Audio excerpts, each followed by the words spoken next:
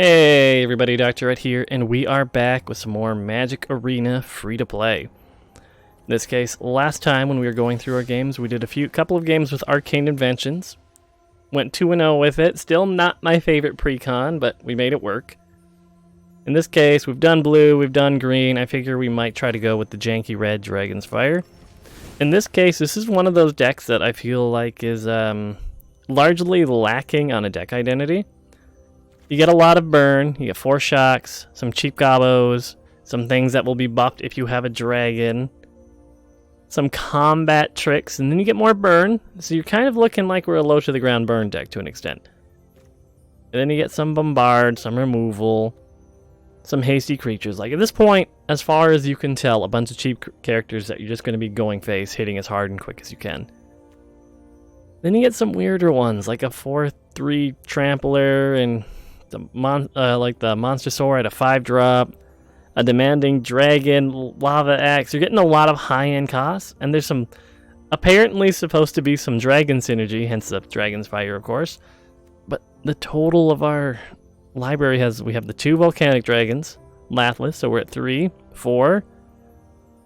Dinosaurs aren't dragons as much as I wish they would be, but in this case we got 4 dragons in a Dragon's Fire deck, so we just seems like we're lacking an identity. Are we ramping to dragons? Are we just playing Kargan Dragon Rider just to bear a 2/2 for 2 and hoping eventually we get to 5 mana, draw our Demanding Dragon and play it? It seems all over the place, but you know what? We're going to give it a go, see how the matches go, and if we're lucky, it'll have as good as a showing as our mono blue deck did. So let's try out Dragon's Fire. And the queue times might be a bit long, just the matchmaking algorithm matching us with people of similar deck quality to an extent. So you're going to be seeing a lot of, maybe not mirror matches, but people playing very similar decks in what we played in the past couple of episodes. So we're up against Hufflepuffle. So let's see what we have to deal with. Ooh, this is a rough hand, because we only have a shock, so 2 damage 1 time. Some removal, and then a Demanding Dragon all the way the hell at 6. So we're definitely going to mulligan this. This isn't much better. We have a couple of 3 drops of 5 gem. I don't like this hand. The issue is we need mana to play these cards, but we also want some action early. I just hate mulling below 6. Let's see, he has the turn 1 Llanowar. That's the dream when you're playing green. So we're just going to mountain and go.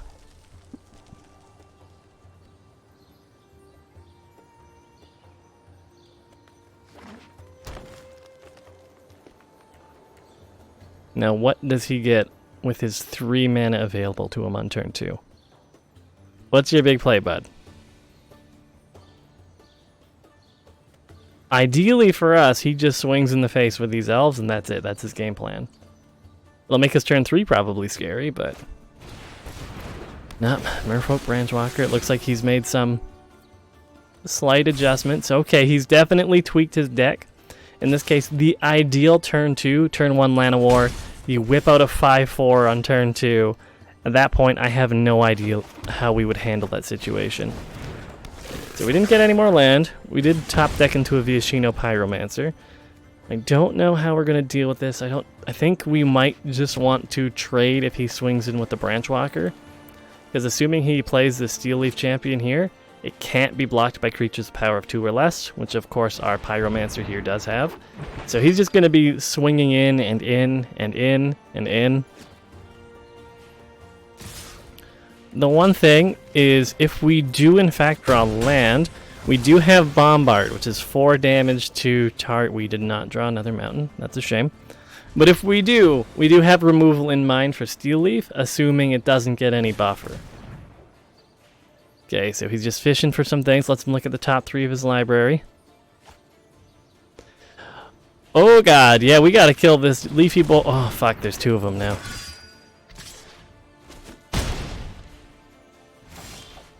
Oh god, and here's the problem with these guys here. They can't block either way. He has 11 total power on the board. It is going to cost him 2 forests to play his Galta now. Oh boy. Just F you guys. Gonna let him play it out. Let him do his big swings. I mean, I guess we can block the Llanowar, because we're dead next turn. But let's just see if we can bombard one of those champions. Nah, but what we can do is hit him with the self-shock.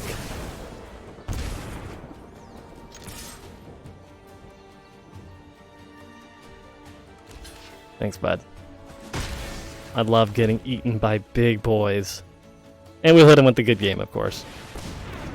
Yeah, this guy is dealing with a deck that is slightly higher power level than ours. Yeah, only going to negative 21 on that swing, so you know, doesn't feel great. Doesn't feel. I wouldn't even go so far as to say good. Got the red Mastery Orb, it's just gonna slot itself in while we're waiting, and at least we get the Immortal Phoenix, a little bastard card that kind of screwed us in one of our mono green games, I believe it was. But of course we're gonna do another one. Let's see how this next one goes. But this is just bringing my point of this deck doesn't have an identity. We got stuck with a bunch of high cost cards and no ramp. We had, I guess we did draw into a shock later on that could have stalled out the game or delayed us some time to get our big creatures out, but at least this is a 3-lander. Everything we have will be playable eventually. We're definitely not going to want to shock on turn 1, but let's just see what happens on their turn. Maybe they play a Llanowar Elf and we just bolt the bird, as they say. Opponent has nothing either. I think we'll just play our Viashino Pyromancer, channel our mono red aggro, burn them right in the face. And then next turn we'll have quite a variety of options available to us. So we got this Griffin. I don't really want to swing this Pilgrim into it for no real reason. We'll just see if he decides to block our Pyromancer. He does, much to my surprise. Okay. I feel like his creature is more valuable, but he might be thinking we have some different cards than we do in our hand, like Wizard's Lightning, which requires a wizard like this Pyromancer is for its reduced cost. Then we have a Militia Bugler. It's going to let him look at the top few cards of his library, reveal one, put it into his hand. Okay, so it's a 1/3 lifelinker in there. Trying to figure out how big of a deal this is. I think just to start getting some damage in, we're going to bombard now. And while we have an empty board, we're going to be able to at least get one good swing off with the Pilgrim. And we do keep mana up for a shock. Of course, that doesn't deal with the Chaplain. It's at 3 toughness, but we are also getting close to playing our dragon, potentially. Yeah, there's a Chaplain there. And here's the thing, swinging right into the Chaplain right now isn't necessarily a good idea. It will trade 1-to-1, but he's still going to get that 1 HP off of it. So, yeah, I think we just hold up our shocks, see if anything that we can contemplate double shocking comes up. Annoying, but not going to cost us the game. Let's see. Okay, so we did top deck a couple of lands. So we got our 4/4 Flying Hasty Boy up.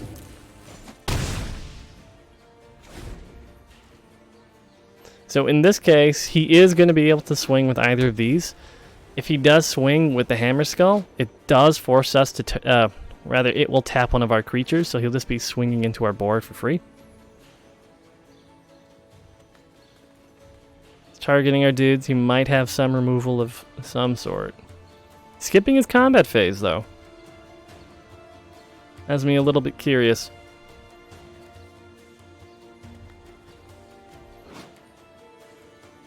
Sometimes an eruption in the ship produces something more dangerous than a mere river of molten rock.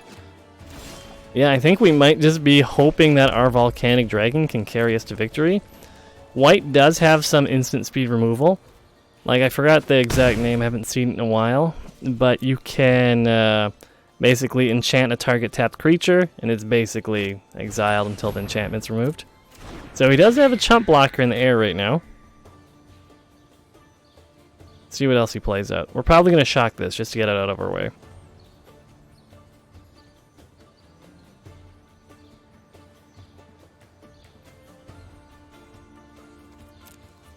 It's not swinging, so yeah, I guess we're just going to bolt the bird.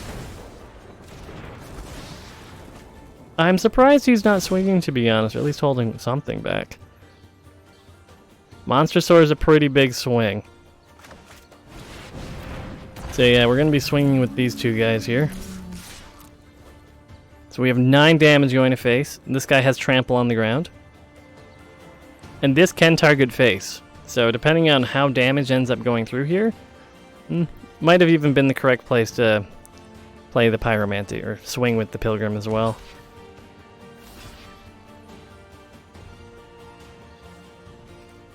And we are just going to get rid of, let's see.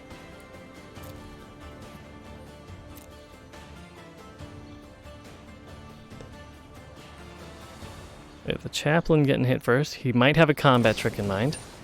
He's going to give it +2/+2. So he's going to get some lifelink off this. It's still going to die. Same thing with my boy here, though. And he did get a good amount of healing off that. I'm not too concerned. We still have a 4/4 beater in the air. Assuming he doesn't have removal for this, all I have to do is swing in there, ping him in the face, no removal or healing, and we'll be totally fine in that regard. Oh shit, okay. That makes him a bit of a problem, because now he has Vigilance and Lifelink, so he's going to be healing off him a bit.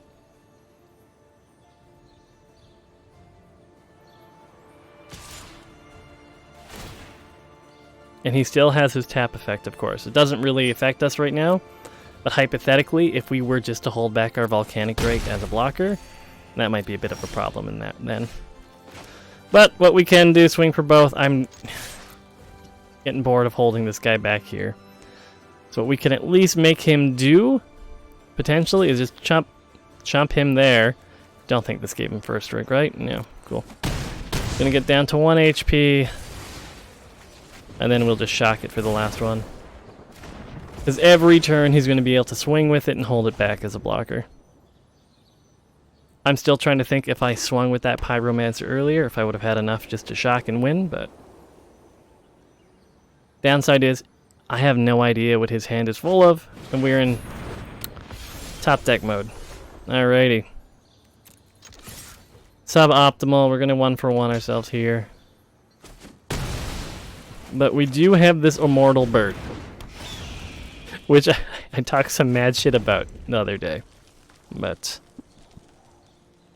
Bird might just keep coming. And if it can give me the win, I'll stop shit talking the Bird.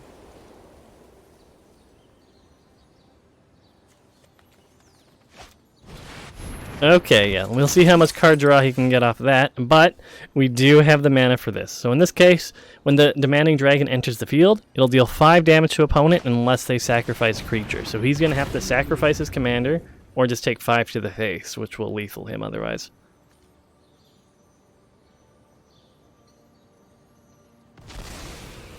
Yeah, sadly it doesn't have haste, and he bought himself technically another turn.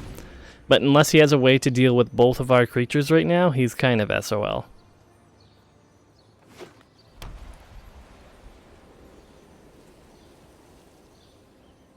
Show me your moves. Well, he hasn't just conceded yet, so we're just going to swing for both and hope we don't get settled. Oh yeah, I forgot about this little combat tricky boy. Okay, so he's still in this. If barely.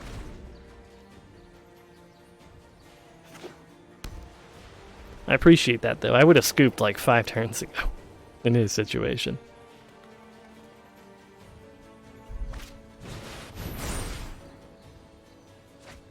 Okay, so he's able to buff his character. Got a tactical advantage out. That's kind of cool. This definitely doesn't save him, but I appreciate the effort. Just, you know, prove a point. He's gonna play a creature. There's the scoop there, okay.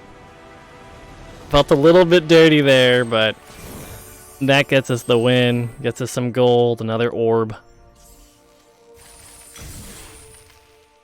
And perfect. So thankfully, I think we largely won that game because our opponent didn't really do much. Everything he was doing was reactive to ours, and his has a bit more developed stay low to the ground than ours, so ideally he would have been swarming us to the start. but that never quite happened, and I managed to top deck an extra dragon. So, yeah, there's definitely room for refinement and tweaking with these decks, but I think with our next episode, we're going to hop on in to, let's see what our mono black is, Graveyard Bash. But for now, I'm Dr. Ret. Thank you so much for watching, and I'll catch y'all next time. Bye for now, everybody!